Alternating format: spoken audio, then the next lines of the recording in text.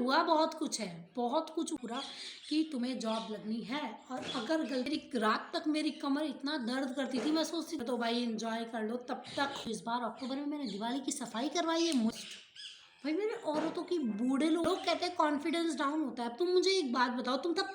Hello, आज हम लोग बात करने वाले हैं how was my 2025 as a student. भाई 2025 जो था उससे ज़्यादा तो मैंने कभी पढ़ाई की ही नहीं। आप सोचते होगे 12th क्लास में बच्चा सबसे ज़्यादा पढ़ता है, 10th क्लास में बच्चा सबसे ज़्यादा पढ़ता है, कॉलेज के एग्ज़ाम्स में तो खैर पढ़ते ही नहीं है। तो अगर आप लोग ऐसा सोचते हो तो ऐसा कुछ नहीं है। कॉलेज, स्कूल, कॉलेज सब ख़त्म होने के बाद तब प्रेशर पड़ता है ना कि अरे अब तो नौकरी लगनी है, तब बच्चा सबसे ज़्यादा पढ़ता है। मेरा 2025 कुछ ऐसा ही साल था, सबसे ज़्यादा पढ़ने वाला साल। तो अब होता क्या है कि 2024 में मेरा सीटेट हुआ।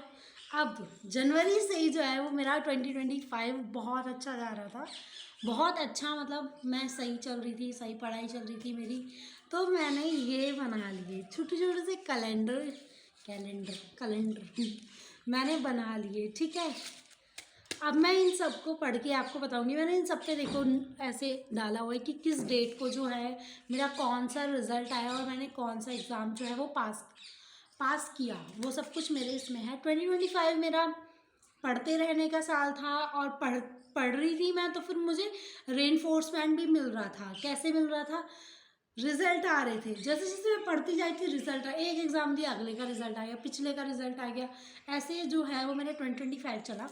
चलो जनवरी से शुरू करते हैं। जनवरी में आया 9 जैन को मेरा सी टेट का रिज़ल्ट और मेरे 107 मार्क्स आए थे उसमें। तो जनवरी वॉज गुड, क्योंकि भाई जो हमने सेलिब्रेशन किया था न्यू ईयर का, मैंने और मेरी बहन ने, वेरी फर्स्ट टाइम, मैं आपको वीडियो डाल दूँगी, ये देखो पहले। भाई बहुत ही अच्छा सेलिब्रेशन किया था, फर्स्ट टाइम किया था हम लोगों ने 12 बजे जाग के, वो भी सब लोग सो रहे थे और हम दोनों मस्त अपने गाने वाने चला के थोड़ी कम आवाज़ में, और हमने मस्त खाया पिया, मस्त मज़े करके मूवी देखते हुए सो गए। अच्छा था हमारा न्यू ईयर शुरुआत। फिर उसके बाद तो पढ़ाई शुरू हो गई थी और फैब में था मेरा रीट का प्री का पेपर, ठीक है। फैब में मेरा रीट का प्री का पेपर था। कितनी तारीख को था? 28 को था। ओके, इसमें लिखा हुआ है, इसमें 27 को था, 28 को था, कुछ तो ऐसे ही था, ठीक है। तो और उससे पहले 12th फैब को आया सीईटी ग्रेजुएशन वाले का रिज़ल्ट और 17th फैब को आया सीईटी 12th वाले का रिज़ल्ट, और दोनों में पास हो गई। तो फैब का भी रेनफोर्समेंट मिल गया मुझे, मेरा एग्ज़ाम देना था मुझे, उसके लिए मुझे एनर्जी मिल गई कि अरे पास भी हो सकते हैं। तो ऐसा मेरा वो चला। अब मार्च की बात करते हैं। फैब और जैन और फैब में मैं घर पे ही रही थी। हाँ, 31 दिसंबर को मैं गई थी, जयपुर गई थी मेरी अम्मा जी के साथ, ठीक है।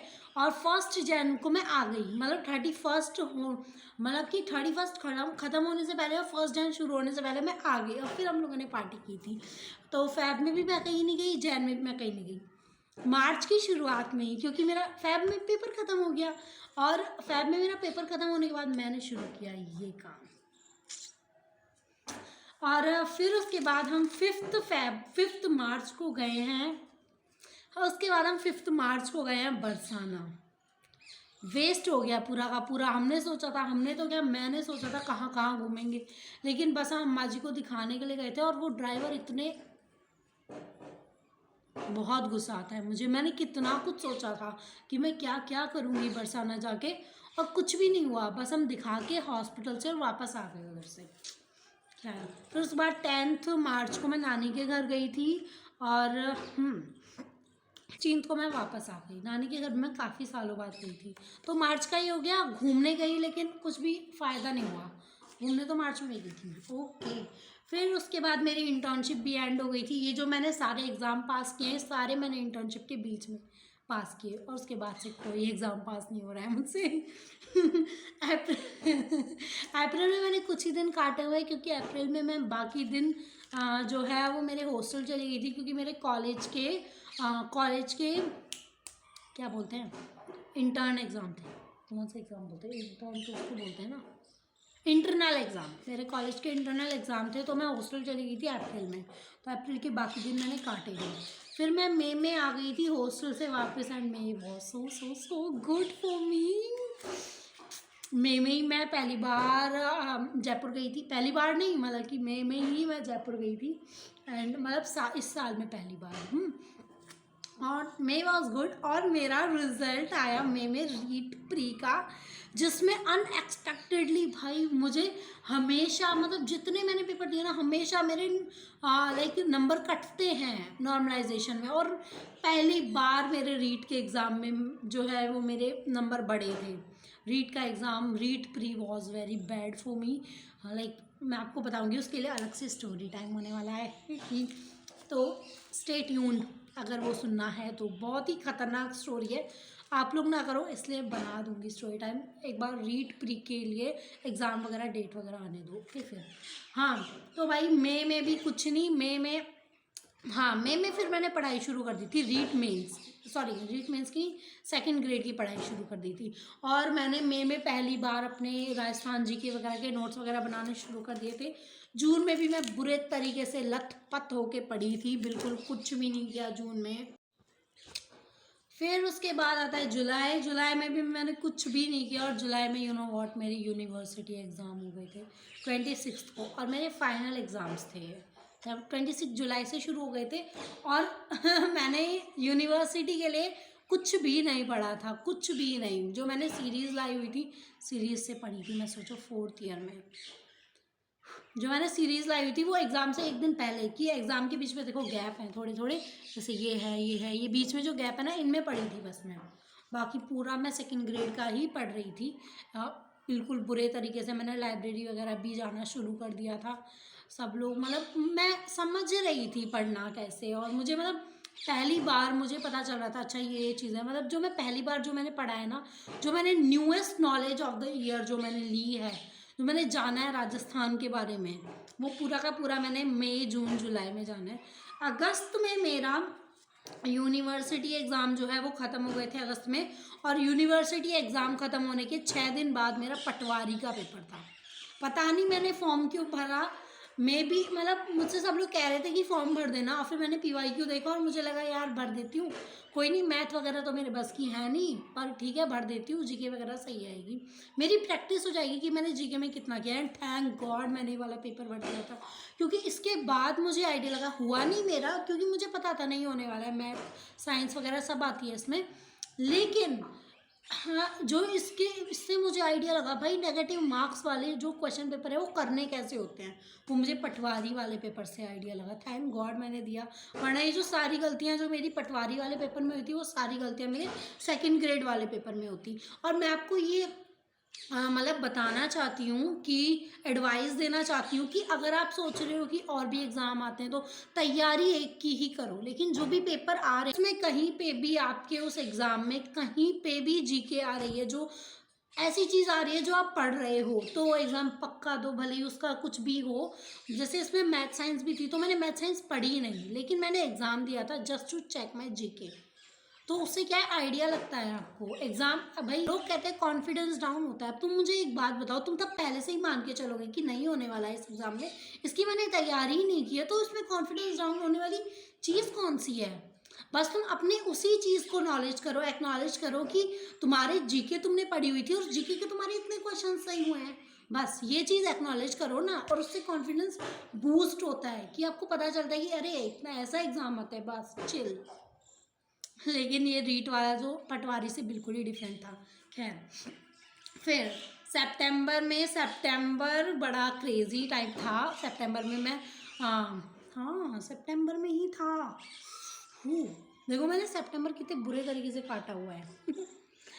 सेकंड ग्रेड का पेपर था, और फाइन भाई, पता है कितनी खुशी की बात है कि जो मेरा ये था, मेरी फेयरवेल जो थी वो वो मेरे सेकंड ग्रेड एग्ज़ाम के बाद थी। थैंक गॉड, मैं बहुत खुश हुई थी इस बात से कि भाई मतलब मैं कैसे पढ़ती अगर उससे पहले हो जाती, तो सेकंड ग्रेड एग्ज़ाम के बाद थी। इसमें मैंने सेकंड ग्रेड एग्ज़ाम की डेट मेंशन नहीं कर रखी, तो मुझे याद नहीं है कितने तारीख को था,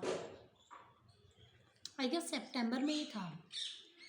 तो ये हुई है बात सितंबर तक की। फिर सितंबर में हो गया चिल, ठीक है। फिर अक्टूबर में मैंने मस्ती करी है फुल ऑन। मतलब सितंबर में मेरा सेकंड ग्रेड का पेपर देने के बाद, हालांकि मुझे नहीं था कि इसका हो, अक्टूबर में क्या किया है कि जो सेकंड ग्रेड के अलावा जो रीट मेंस का जो सिलेबस था, क्योंकि बहुत सारी चीज़ें हैं जो सेकंड ग्रेड में नहीं है और रीट मेंस में हैं, तो मैंने अक्टूबर में मेजरली उनके जो है वो नोट्स वगैरह बनाए। और भाई जो इस बार अक्टूबर में मैंने दिवाली की सफाई करवाई है, मुझे रियलाइज़ हुआ है कि दिवाली से कुछ दिनों पहले तक घर पे नहीं रहना चाहिए। बहुत दिवाली की सफाइयाँ करवाई हैं मैंने इस बार, क्योंकि एक तो ये भी था ना कि मैं सीरियस इतना पढ़ाई नहीं करी थी। सितंबर वाला मेरा पेपर जस्ट हुआ था, मैंने ये सोच रखा था कि भाई दिवाली तक तो मेरा मतलब नहीं होगी मेरी अच्छे से पढ़ाई, तो मैंने बस नोट्स, ये था बस कि दिवाली तक अपने नोट्स कंप्लीट कर लेने हैं। फिर उसके बाद नवंबर दिसंबर में जो मैंने पढ़ाई करी है रजाई में छुप छुप कर, भाई पूरे नवंबर दिसंबर जो मैंने पढ़ाई करी है ना, मेरी कमर जो थी ना वो रात में, जो क्या बताऊँ, रात तक मेरी कमर इतना दर्द करती थी, मैं सोचती थी टॉपिक पूरा करूँ या फिर कमर दर्द सही करूँ। फिर मैं लेट के पढ़ती थी, नींद नहीं आती है, पर नींद नहीं आ रही थी मुझे कि मेरा टॉपिक नहीं हुआ, लेकिन फिर भी मुझे मतलब लेट के ही पढ़ना था, क्योंकि मेरी बैठे बैठे चेयर पे बेड पे मेरी कमर टूट गई थी ऑलमोस्ट। भाई मेरे औरतों की, बूढ़े लोगों की तरह कमर में दर्द होना शुरू हो गया था। तो दैट वॉज माई 2025। इससे तुम कुछ सीख नहीं सकते हो, बस मैं तुम्हें बता दे रही हूँ कि 10th 12th के बच्चे अगर मेरी ये वीडियो देख रहे हो, कॉलेज वाले बच्चे अगर मेरी ये वीडियो देख रहे हो, तो भाई एंजॉय कर लो तब तक हो तुम उधर, क्योंकि उसके बाद से तो निकलने के बाद जो तुम्हें प्रेशर होता है तुम्हारे ऊपर पूरा का पूरा कि तुम्हें जॉब लगनी है, और अगर गलती से भी तुम मेरे फील्ड के हो और वैकेंसीज आ रही हैं, एक साल, भाई मुझे सच में ये सबसे जल्दी निकलने वाला साल ये मुझे लगा। इसमें हुआ बहुत कुछ है, बहुत कुछ मैंने आपको बताया ना, हुआ बहुत कुछ है, लेकिन इतना जल्दी जल्दी हुआ, इतना जल्दी निकला ये 2025। हाँ, तो that was it for today. Thank you for watching. इससे तुम कुछ नहीं सीख सकते हो, लेकिन अगर तुम्हें मेरा रोना सुनना है ये देख सकते हो। स्टे ट्यून, अगली वीडियो क्रेजी होने वाली है, सारी वीडियो क्रेजी होने वाली हैं, तो जल्दी से सब्सक्राइब कर लेना, लाइक शेयर कर देना। और अगर मेरी तरह किसी और का भी 2025 बिगड़ा है इतने बुरे तरीके से, मतलब मैं इसे पता है बिगड़ना नहीं कह सकती, मैं बहुत कुछ सीखी हूँ सीरियसली भाई। अब मुझे यूँ पता है कौन सी योजना है भाई। अब मैं मेरे घर वालों से डिस्कस कर रही हूँ कि तुमने चिरंजीवी वाला फॉर्म भरा हुआ है या नहीं भरा हुआ। सच में मैं ऐसी चीज़ें डिस्कस कर रही हूँ मेरे घर वालों से कि ये वाली योजना का लाभ मिल रहा है। देख रहे हो भाई, पढ़ने से बहुत कुछ हो जाता है, मतलब कहीं सिलेक्शन हो या ना हो, लेकिन बहुत सारी नॉलेज आ जाती है, जो कि मुझे आ गई है। मतलब बहुत सारी तो नहीं, लिमिटेड ही है, बट कोशिश कर सकती हूँ। Bye, stay tuned.